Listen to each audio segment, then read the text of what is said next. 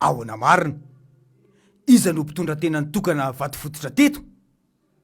Fitondrana Rajoelina, fitondrana misoratena ohatrany voatango, hoy ny fitenenana malagasy izay. Tsy mifanaraka amin'ny zavatra avoky ny vavany ny fomba fiasany.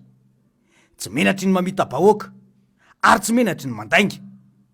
Tsy politika fampandrosoana sy fitiavan-tanindrazana no misy, fa politika ny lainga. Lainga no atao mba hitazomana fahefana, mba ilazana amin'ny vahoaka malagasy fa miasa izy.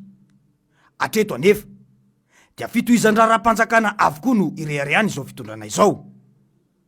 Iza moa no tsy mahalala fa na ny IEM sy ny PM aza izao vao hitadiavana fa matsimbola sy nampafantarana ofisialy. Ny fotoam-piasany anefa ty efa ho tapitra ihany. Fahagagana be raha toa ka isy ny fahatanterany ireo tetikasa no lazain'ireo ao anatin'ny heritaona sisa hitondrany ny firenena izao. Izy aloha de fady azy ny iaiky, fa efa nataony hafa no tohizany. Izay nasisika mafy any an-tsain'ny vahoaka malagasy fa izy no mahavita indrindra. Ny zava-misy anefa, izy no mpitondra gisitra indrindra. Raha fampandrosoana fiainam-bahoaka tamin'ireo mpitondra rehetra ny fandimby teto, hatramin'izay nazahoana ny fahaleovantena. Voapirovo tanteraka ankehitriny ny filazana izay nataon'ny solombavambahoaka Roland Ratsiraka, izay voafidy tao Tomasina, fa i Rajoelina no filoham-pirenena mandainga indrindra, ary miaina tanteraka ao anatin'ny politika ny lainga. Hoy indrindra mantsy i solombavambahoaka io tamin'izay fotoan'izay hoe: izy kosa moa numéro 1 amin'ny communication amina lainga numéro 1 izy. Oui, donc depuis 60 ans sy mbola nahita za filoham-pirenena mahay mandainga ohatra filoham-pirenena ankehitriny. Non, c'est jamais vu, c'est jamais vu. Spécialiste. Mazava izany, voapirovo tanteraka izany ankehitriny, fa mpandainga amin'ny vahoaka io mpitondra ankehitriny io. Raha samina iny tokoa mantsy isika dia nilaza io filoham-pirenena io tamin'ny fitokanana ilay lalam-pirenena fahadimy izay mampitohy Anambilobe sy Vohemara, fa ireo mpitondra sasany hoy izy dia nitokana vaty fototra fotsiny ihany, ary izany no atao hoe mpandainga amin'ny vahoaka, hoy ny nambarany. Dia mipetraka ny fanontaniana hoe iza no tena mpandainga amin'ny vahoaka eto? Izy no manao ny ataony dia ahiliny any amin'ny hafa. Inona moa ny vaty fototra tsy nitokana ny Rajoelina teto, saingy aiza ny fahavitany asa ankehitriny? Inona ihany koa ny fampanantenana izay efa nataony tamin'ny vahoaka, saingy aiza ny fahavitany zany ankehitriny? Toy ilay voie rapide mainga avy ao Tomasina, aiza ny fahavitany zany ankehitriny? Adidin'ny fanjakana ny asa fampandrosoana, saingy tsy mionona amin'io anjara ndraikin'io izy ireo, fa miezaka mafy mamafilainga amin'ny valalabe mandry. Ny hita aloha dia krizy ny vahoaka malagasy ao anatin'izao fitondrana izao, ary tsy mbola niaina fahantrana tahaka izao mihitsy ny vahoaka malagasy, efa na tamin'ny andro ny fanjanany tany aza. Lazainy fa izy no nanamboatra ny lalana Ambilobe Vohemara. Ekeny izany fa fitohizan-draram-panjakana no nisy tamin'ny fotodrafitra zay io, fa lainga ny filazana fa izao fitondrana Rajoelina izao no nitotona afotsy sy nandro nahamasaka ny fahavitany izany lalana izany. Na ny fifanarahana sy ny takalony amin'ny fanamboarana io mbola tsy fantatra mazava hoe inona. Raha ny fikaroana izay natao dia efa tamin'ny taona 2024 no efa nahazo fanomezan-toky tamin'ny vondrana Eropeana ny fitondrana ara-valomanana fa amboarina ny lalana Ambilobe Vohemara. Izany dia efa tao anatin'ny programa andian'ny fahafolony ny FED. Nisy anefa ny sazo niatra tamin'ny Madagasikara no ireny fanonganam-panjakana tamin'ny taona 2024 ireny dia niantona ny famatsimbola. Tonga teo amin'ny fitondrana ny filoha Rajoelina dia namerina ny fampiraharaha tamin'ny vondrana Eropeana, saingy nisorona ny fanamboarana ny lalana Ambilobe Vohemara, fa ny lalam-pirenena fahaenina sy ny lalam-pirenena faha-13 ary ny lalam-pirenena faha-12 no mbola nankatoavin'izy ireo ny amatsiana vola azy. Tamin'ny taona 2024 dia namonjy fivoriana an-tampony tany Afrika Atsimo ny delegasiona malagasy no tarihiny filoha Rajoelina. Fivoriana antsoina hoe Fokaka, izay nandraisan'ny filohan'ny Chine Xi Jinping ireo filoha Afrikana maniry ny iara asa amin'ny Chine. Vola be amina miliara no natokany fanjakana sinoa anampina ny firenena Afrikana izay mahakasika ireo fotodrafitrasa fototra entina mampiroborobo ny toekarena aty Afrika.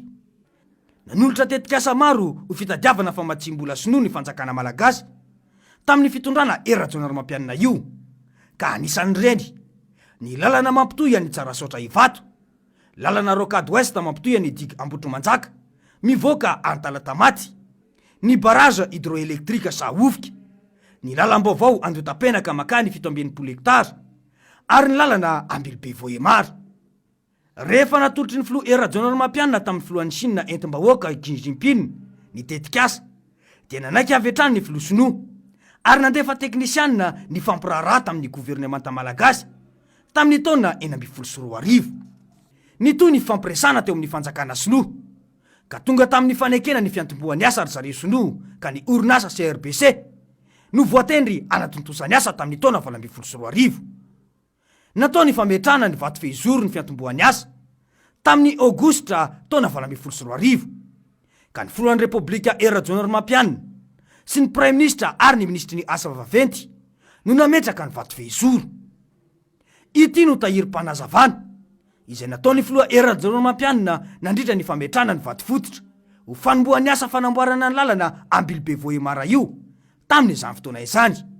Mitondra ny lalantsika Ambilobe Vohemara fa zay fanambarako nefa dia eto amlaza aminareo ny lalam-pirenena fahenina zay mampitohy Anambanja sy Diego dia efa eo an-dalana ihany koa zany ampikarakarana ny fanamboarana an'izany efa hita amin'ny famatsimbola. Mazava izany ny mahagaga nefa raha niova ny fitondrana tamin'ny taona 2014 ka mba nilazana fa ny fitondrana ankehitriny no navita dia no izay nanofafana tao an-tsainy olona ireo tantara ireo.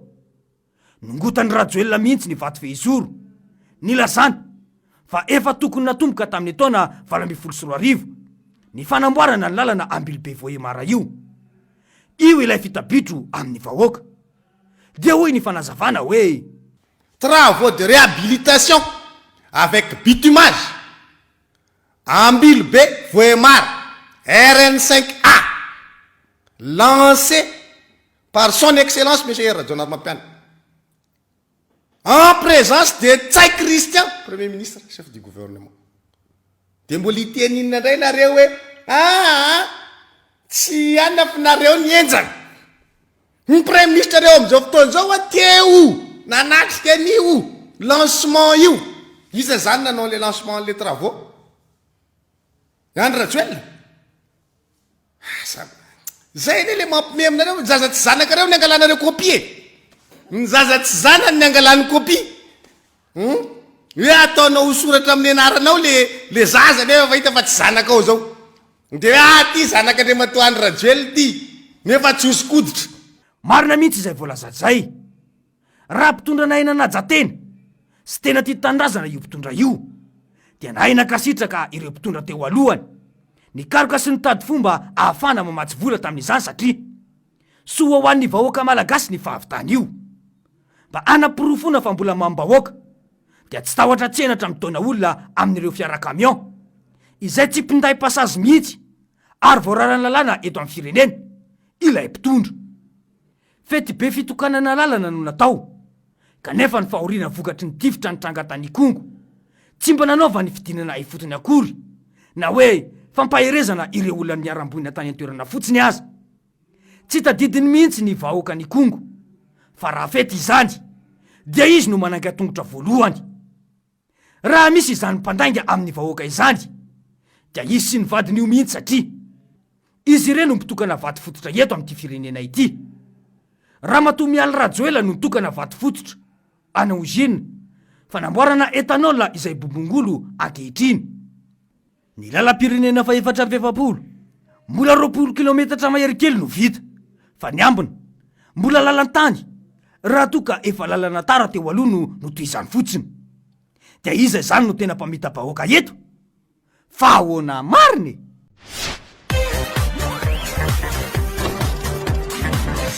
Ahoana mariny